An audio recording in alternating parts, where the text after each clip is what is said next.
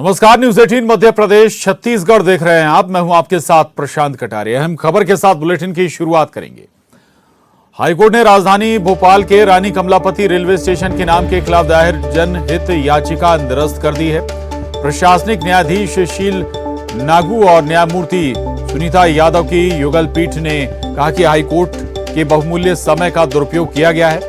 इस मत के साथ जनहित याचिकाकर्ता पर 10,000 रुपए का जुर्माना लगाया गया। इस राशि का सदुपयोग कोरोना से बचाव के लिए आवश्यक सामग्री क्रय करने में किया जाएगा। ये अहम खबर है। दरअसल भोपाल के रानी कमलापति स्टेशन का नाम बदले जाने को लेकर याचिका दाखिल हुई थी। इस याचिका को खारिज कर दिया गया है। प्रतीक अवस्थी हमारे साथ जुड़ रहे हैं। प्रतीक, रेलवे स्टेशन का नाम बदला गया और याचिका खारिज हो गई। जो टिप्पणी की गई है वो वाकई में महत्वपूर्ण है कि सस्ती लोकप्रियता हासिल करने के लिए याचिका दाखिल की गई, जुर्माना भी लगा दिया गया, यानी कि ऐसे मामलों को हतोत्साहित भी एक लिहाज से कोर्ट ने कर दिया। देखिए प्रशांत, बिल्कुल। और सबसे नजीर भरा फैसला दरअसल ये है जिसमें हाईकोर्ट ने कहा है कि नाम से नहीं बल्कि यात्री सुविधाओं और ट्रेनों के संचालन से जाना जाता है रेलवे स्टेशन। ये सबसे महत्वपूर्ण टिप्पणी है जो नजीर बनेगी पूरे देश के लिए। हाईकोर्ट ने जनहित याचिका को न केवल खारिज किया है बल्कि जुर्माना भी याचिकाकर्ता पर लगाया है। सिवनी के निवासी अधिवक्ता जिनके द्वारा ये याचिका मध्य प्रदेश हाईकोर्ट में दायर की गई थी और मूल रूप से यही मांग उठाई गई थी कि भोपाल के जो हबीबगंज स्टेशन है उसका नाम कमलापति कर दिया गया था, रानी कमलापति, जो कहीं ना कहीं गलत है। और इसके पीछे उन्होंने स्पष्ट किया था कि चूंकि जो जमीन है जिसपे स्टेशन बना है वो कहीं ना कहीं दान की गई थी, उसमें जिक्र भी है जो उनके पूर्व में वारिसान रहे हैं, तो उनके नाम पे ही रहने दिया जाना चाहिए।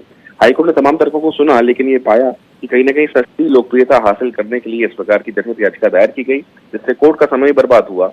इसलिए 10,000 की कॉस्ट लगाई है। 1 महीने के भीतर इस राशि को जमा करना होगा और हाईकोर्ट ने कहा है कि जो राशि जमा होगी उसका उपयोग कोरोना महामारी से लड़ने में कहीं ना कहीं किया जाएगा। तो बेशक एक नजीर भरा फैसला हम कह सकते हैं। बिल्कुल जी, बिल्कुल प्रतीक। एक बहुत महत्वपूर्ण बात यह भी है, केवल स्टेशन नहीं, कई और जगह के मध्य प्रदेश के इस स्टेशन ही नहीं, कहीं और जगह के भी नाम बदले गए, शहरों के नाम बदले गए। और ऐसे में अगर इस पर कोई सुनवाई लंबी चलती तो प्रोत्साहित हो जाते, हो सकता है कि ऐसी और तमाम PIL अलग अलग राज्यों में दाखिल हो जाती, सुप्रीम कोर्ट में दाखिल हो जाती। प्रतीक, इसलिए मैंने कहा कि कहीं ना कहीं नजीर भरा ये फैसला होगा, क्योंकि अमूमन इस प्रकार के आदेश जो उच्च न्यायालय से पारित होते हैं उनका उपयोग कहीं ना कहीं देश भर में न्यायालयीन कामकाज में होता है। और जबलपुर की मध्य प्रदेश हाईकोर्ट की जो प्रिंसिपल सीट है यानी मुख्य पीठ का है, उसके द्वारा ये नजीर भरा फैसला जो दिया गया है इसका इस्तेमाल बेशक कहीं ना कहीं तमाम जो न्यायालय हैं देश भर के वो अपने न्याय दृष्टांत में कर सकेंगे। और इस प्रकार की जो याचिकाएं जो कहीं ना कहीं औचित्यहीन रहती हैं, जिनका कोई सरोकार नहीं रहता मूल रूप से, उनमें कहीं ना कहीं ये फैसला जो है वो बेहद कारगर साबित होगा। जी बिल्कुल, वाकई नजीर के तौर पर यह फैसला है। बहुत शुक्रिया प्रतीक आपका इस जानकारी के लिए। आगे बढ़ेंगे और खबर धमतरी से है। अहम खबर है, धान से भरी ट्रैक्टर ट्रॉली पुल से गिर गई। 150 बोरा धान भीग कर खराब हो गया। धान बेचने के लिए सोसाइटी जा रहा था किसान, उसी दौरान यह हादसा हो गया। कसावही गांव की यह घटना बताई जा रही है जहां 150 बोरा धान भीग कर खराब हो गया है। धमतरी में धान से भरी ट्रैक्टर ट्रॉली पुल से नीचे गिर गई और करीब 150 बोरा धान बताया जा रहा है कि भीग गया है और खराब हो गया। ये तस्वीरें भी सामने आई हैं इस हादसे के बाद की। ट्रॉली पुल से नीचे गिर गई। बताया जा रहा है कि धान बेचने के लिए किसान सोसाइटी जा रहा था, उसी दौरान हादसे का शिकार हो गया। कसावही गांव की घटना है। क्या वजह रही इस हादसे के पीछे ये अभी तक साफ नहीं हो पाया। ओवरलोडेड था ट्रैक्टर या कोई और वजह इस हादसे की, लेकिन तस्वीरें देख पा रहे हैं आप। ट्रॉली में 150 बोरा धान लेकर जा रहा था सोसाइटी। और अगली खबर का रुख करेंगे। अगली खबर रायपुर से है जहां प्रदेश में धान खरीदी जारी है। अब तक 18.79 लाख किसानों ने धान बेचा है। 74.20% धान खरीदी पूरी हो चुकी है। वहीं किसानों को 14,407 करोड़ रुपए जारी किए गए। मौसम साफ होने के बाद धान खरीदी में तेजी आएगी। ये बड़ी खबर। रायपुर से प्रदेश में धान खरीदी जारी है और अब तक 18.79 लाख किसानों ने धान बेचा है। 74.20% धान की खरीदी अभी तक पूरी हो चुकी है। किसानों को 14,407 करोड़ों रुपए जारी हो चुके हैं।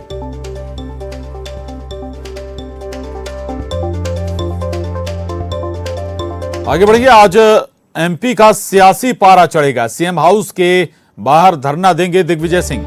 मुलाकात का समय नहीं मिलने के बाद धरना देने वाले हैं दिग्विजय सिंह। दिग्विजय सिंह ने सीएम से मिलने के लिए समय मांगा था और सीएम शिवराज ने व्यस्तता का हवाला दिया। किसानों के साथ दिग्विजय सिंह मुख्यमंत्री से मिलना चाहते थे।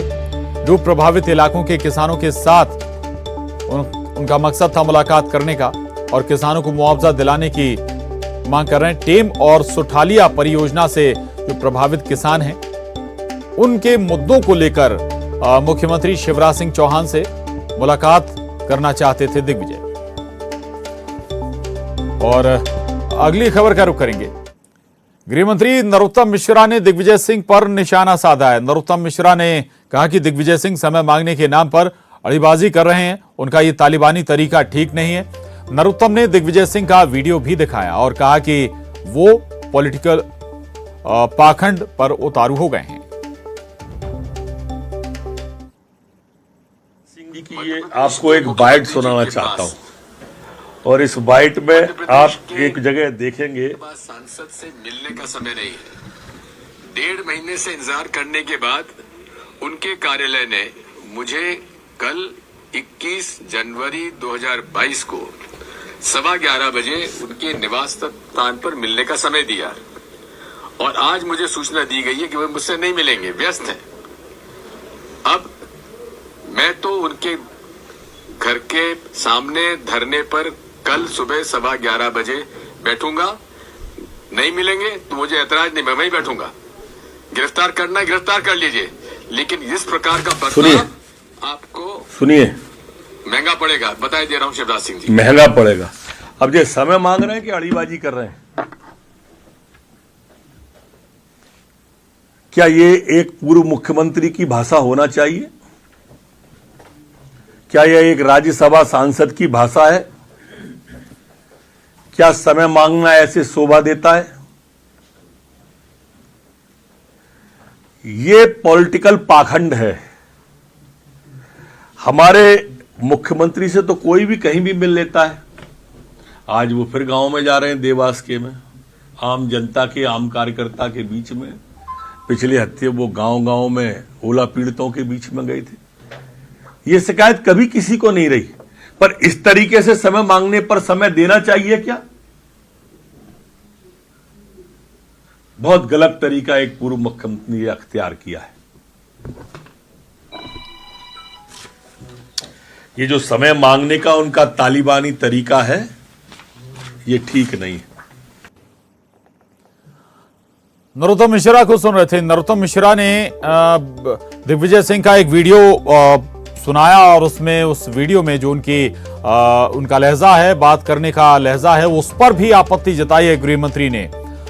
गृहमंत्री साफ कह रहे हैं कि एक पूर्व मुख्यमंत्री या फिर राज्यसभा सांसद जो व्यक्ति है वो क्या ऐसी शब्दावली का इस्तेमाल उसे करना चाहिए। मनोज राठौर हमारे साथ जुड़ गए हैं। मनोज, इस पर सियासी बवाल तय है। एक तरफ दिग्विजय सिंह ने जो रुख अख्तियार किया है, दूसरी तरफ गृहमंत्री सीधा उन पर निशाना साध रहे हैं, उनके अंदाज पर निशाना साध रहे हैं। मनोज, और यहाँ से सामने से निकले। जी बिल्कुल, आज मध्य प्रदेश का सियासी पारा चढ़ा हुआ इसलिए है क्योंकि दिग्विजय सिंह ने ऐलान किया है कि वो तेज समय पे यानी 11:15 पे जो है वो सीएम हाउस जाएंगे और जहां तक वो जाएंगे वहां पर हालांकि बैरिकेड लगा दिए गए, वहीं पर वो धरने पर बैठ जाएंगे क्योंकि सीएम ने उनको मिलने का समय नहीं दिया। हालांकि 23 जनवरी की जो जानकारी आ रही है वो समय बताया जा रहा है कि मिलने के लिए दे दिया गया है, लेकिन आगे इसका कन्फर्मेशन नहीं है। लेकिन अभी जो है दिग्विजय सिंह के मंगले पर आप देख सकते हैं यहाँ पे तमाम जो लोग हैं वो मौजूद हैं और सीएम हाउस की तरफ जाने के लिए यहाँ से कूच कर रहे हैं। हम बात करेंगे। ये बताइए कि आज जो है आज समय मांगा था लेकिन सीएम ने दिया नहीं। समय मांगा था किसानों के मामले में। मध्य प्रदेश के मुख्यमंत्री को किसानों के बात करने की फुर्सत नहीं है। अहंकार और दमन की पराकाष्ठा है। धरने पे बैठेंगे, जब तक लिखित में नहीं देंगे वहां बैठेंगे। पुलिस ने बैरिकेड लगा दिए हैं। भाई जो डूब क्षेत्र के लोग हैं वो मेरे साथ रहेंगे, बाकी सब लोग पीछे आ जाएं। पीछे आप साथ मेरे साथ आ जाएं। डूब क्षेत्र वाले आगे आ जाएं, बाकी भोपाल के अपने नेता लोग पीछे हो जाएं। डूब क्षेत्र वाले लोग आगे आ जाइए। डूब वाला जाओ, आ जाओ दादा। हम दूर वाले हम बैरिकेड लगा के रोक दिया है आप लोग को आगे। चल रहे हमको टाइम दिया समय, लेकिन शिवराज सिंह चौहान तो है नहीं भोपाल में, नहीं है तो बैठेंगे। और पुलिस ने बैरिकेड लगा के नहीं चलेगी, नहीं चलेगी, नहीं चलेगी, बैरिकेड लगा दिया राजा। नरोत्तम जी बोल रहे हैं कि तालिबानी स्टाइल मुख्यमंत्री जी से। कौन सी वाली आराम से आप देख सकते हैं दिग्विजय सिंह ने साफ तौर से लोगों से कहा है कि जो भी डूब प्रभावित इलाके के जो लोग हैं वो उनके साथ रहिए। और दिग्विजय सिंह अपने बंगले से जो है यहाँ से निकल चुके हैं और डूब प्रभावित इलाके के जो किसान हैं वो भी उनके साथ मौजूद है, कार्यकर्ता भी मौजूद है। हालांकि दिग्विजय सिंह के बंगले से थोड़ी दूरी पर जो है यहाँ पर पुलिस ने बैरिकेड लगा के रास्ता बंद कर दिया है। तो दिग्विजय सिंह का ये कहना है कि वो उसी रास्ते पर बैठेंगे, लेकिन आज वो जो मिलने का समय दिया था उसी समय पर जो है वो मिलना चाहते हैं। हालांकि शिवराज सिंह चौहान इस समय भोपाल में नहीं है, उनके कई कार्यक्रम है, तो ऐसे में मिलना नामुमकिन है। लेकिन दिग्विजय सिंह अपनी बात पे अड़े हुए हैं। बिल्कुल बिल्कुल मनोज, आप तस्वीरें भी दिखा रहे हैं। दिग्विजय सिंह निकल चुके हैं अपने बंगले से और सीएम आवास की तरफ जा रहे हैं, लेकिन पहले से ही बैरिकेडिंग लगा दी गई है।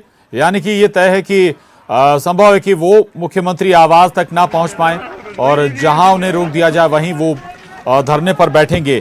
क्या कहते हैं दिग्विजय सिंह? मनोज, अगर पुलिस रोकती है तो जहां वो कह रहे हैं कि वहीं बैठ जाएंगे, कब तक बैठेंगे?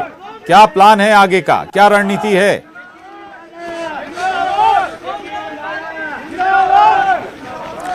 प्रशांत, साफ तौर से दिग्विजय सिंह का ये कहना है कि यदि पुलिस उनको रोकती है, हालांकि बैरिकेड्स आगे लगे हुए, लेकिन वो जो है वो जो समय दिया था उस समय पर ही वो धरने पे बैठेंगे। यानी अभी थोड़ी देर बाद जो है ये दिग्विजय सिंह जो है सीएम हाउस के पास पहुंचेंगे और वहीं पर धरने पर तब तक बैठे रहेंगे। उन्होंने चेतावनी दी है तब तक सीएम शिवराज सिंह चौहान उनसे नहीं मिलते। जी बिल्कुल, जब तक शिवराज सिंह चौहान, सीएम शिवराज नहीं मिलते हैं दिग्विजय सिंह से, तब तक वो वहीं बैठे रहेंगे। ये चैलेंज दिग्विजय सिंह कर रहे हैं। हालांकि जैसा कि मनोज बता रहे हैं, शिवराज सिंह चौहान, सीएम शिवराज अभी भोपाल में नहीं है। हालांकि इसके बावजूद दिग्विजय कह रहे हैं कि वो अपना धरना देंगे और वहीं पर देंगे, चूंकि मिलने का समय नहीं दिया गया। इससे पहले नरोत्तम मिश्रा, गृह मंत्री नरोत्तम मिश्रा ने भी एक वीडियो मीडिया के सामने रखा और उसमें कहा कि दिग्विजय सिंह मिलने का वक्त नहीं बल्कि अड़ीबाजी कर रहे हैं। क्या एक राज्यसभा सांसद और पूर्व मुख्यमंत्री को ऐसी भाषा, ऐसी शब्दावली शोभा देती है? सवाल सीधे तौर पर मनोज गृह मंत्री ने उठाया है। तो अब ये मानकर चलें कि इस पर जमकर आगे सियासत भी होगी, न केवल दिग्विजय सिंह बल्कि उनके साथ भारी संख्या में कांग्रेस के समर्थक भी हैं, कार्यकर्ता भी हैं और वो लोग भी हैं जिनकी बात वो लगातार कर रहे हैं। मनोज,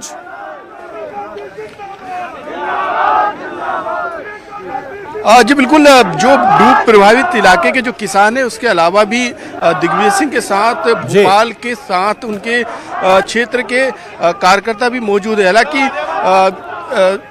गृह मंत्री ने जरूर तंज कसा है, लेकिन इसके बावजूद भी जो है वो सियासी दौर जो चल रहा है उसी को लेके जो है दिग्विजय सिंह आगे जा रहे हैं। हालांकि इस पूरे धरने को नौटंकी करार जो है वो दिया गया है, लेकिन अभी आप देख सकते हैं आगे बैरिकेड लगे हैं। पुलिस ने गिरफ्तारी के लिए यहाँ पे बसों को लगा दिया है, बैरिकेड्स यहाँ पर लगा दिए। इससे आगे जो है दिग्विजय सिंह को पुलिस नहीं जाने देगी। जी बिल्कुल बिल्कुल, यानी कि जो बैरिकेडिंग आप बता रहे हैं उससे आगे उन्हें नहीं जाने दिया जाएगा और वहीं पर दिग्विजय सिंह बैठकर धरना देंगे, ये कहना है दिग्विजय सिंह का। उनके साथ भारी संख्या में कार्यकर्ता भी हैं पार्टी के और वो लोग भी हैं जिनका वो जिक्र कर रहे हैं कि उन किसानों की बात करने के लिए वो सीएम शिवराज से मिलना चाहते थे। शुक्रिया आपका इस पूरी जानकारी के लिए मनोज। आगे भी आपसे जुड़ते रहेंगे, जानकारी लेते रहेंगे। तो तस्वीरें हम आपको दिखा रहे हैं भोपाल से। दिग्विजय सिंह अपने साथियों कार्यकर्ताओं के साथ और जैसा कि वो डूब प्रभावित क्षेत्र का जिक्र कर रहे हैं, उसके जो किसान हैं उनके साथ पहुंचे हुए हैं प्रदर्शन करने के लिए, लेकिन इन्हें रास्ते में ही रोक लिया गया। अगली खबर का रुख करेंगे। गोपनीय सूचनाओं के लीक से बचने और सरकार की नेशनल कम्युनिकेशन सिक्योरिटी पॉलिसी की गाइडलाइंस का उल्लंघन रोकने के लिए एक नई कम्युनिकेशन सिक्योरिटी एडवाइजरी जारी की गई है। न्यूज 18 को मिली जानकारी के मुताबिक सभी सरकारी अधिकारियों को व्हाट्सएप, टेलीग्राम जैसे ऐप्स के जरिए गोपनीय सूचनाएं शेयर न करने को कहा गया है, क्योंकि स्टोरेज सर्वर पर निजी कंपनियों का नियंत्रण रहता है और ये देश से बाहर भी होते हैं। ऐसे में इनका गलत इस्तेमाल हो सकता है। सूत्रों के मुताबिक वीडियो कॉन्फ्रेंसिंग और घर से काम कर रहे अधिकारियों के लिए भी निर्देश जारी किए गए हैं। सभी मंत्रालयों को सिक्योरिटी पॉलिसी के पालन के लिए फौरन कदम उठाने को कहा गया है। जानकारी के मुताबिक मंत्रालयों को यह भी कहा गया है कि ऐसी बैठकों में जहां गोपनीय मुद्दों पर चर्चा होनी है, उनमें अधिकारियों को अपने स्मार्टफोन, स्मार्ट वॉच बाहर रखने हैं। साथ ही दफ्तरों में अधिकारियों को Amazon Echo, Apple HomePod, Google Home जैसे ऑफिस असिस्टेंट्स का इस्तेमाल ना करने को कहा गया है। इसके साथ ही बैठकों में जाने से पहले सिरी और एलेक्सा जैसे डिजिटल असिस्टेंट्स भी स्विच ऑफ करने को कहा गया है। जानकारी के मुताबिक वर्क फ्रॉम होम के दौरान सीक्रेट इंफॉर्मेशन शेयर ना करने को कहा गया है और वीडियो कॉन्फ्रेंसिंग के दौरान गोपनीय मुद्दे ना डिस्कस करने के लिए भी निर्देश दिए गए हैं।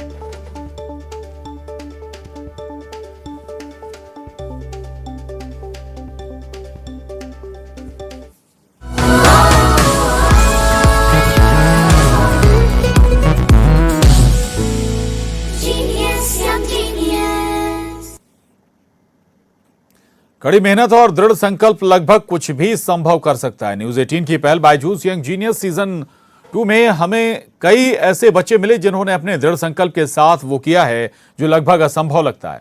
आइए नजर डालते हैं ऐसे ही 3 जीनियस पर जो इस हफ्ते के एपिसोड में नजर आएंगे।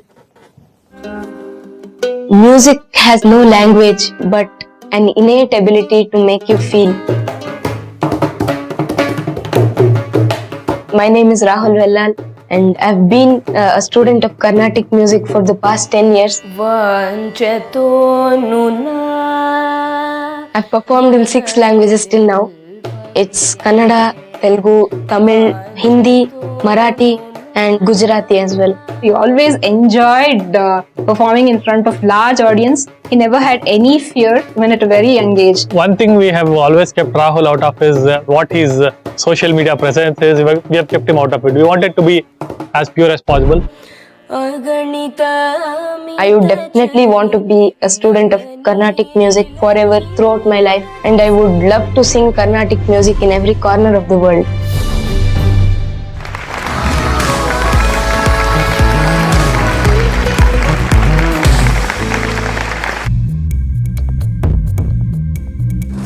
मेरा मानना है कि if you come across any problem, try to solve it. Whether or not you succeed in the first attempt, if you persist, you will succeed. मेरा नाम जूही केसकर है। I'm in 10th grade. मैं 15 साल की हूँ and I live in Pune. मैंने एक device create किया है। I have named it J Tremor 3D. This device is for patients with Parkinson's disease.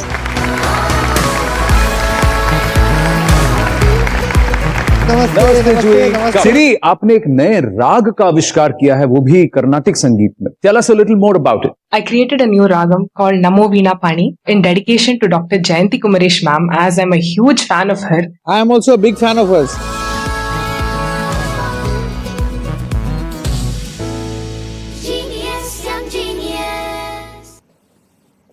और यहाँ रुक रहे हैं एक छोटे से ब्रेक के लिए, फौरन लौटेंगे।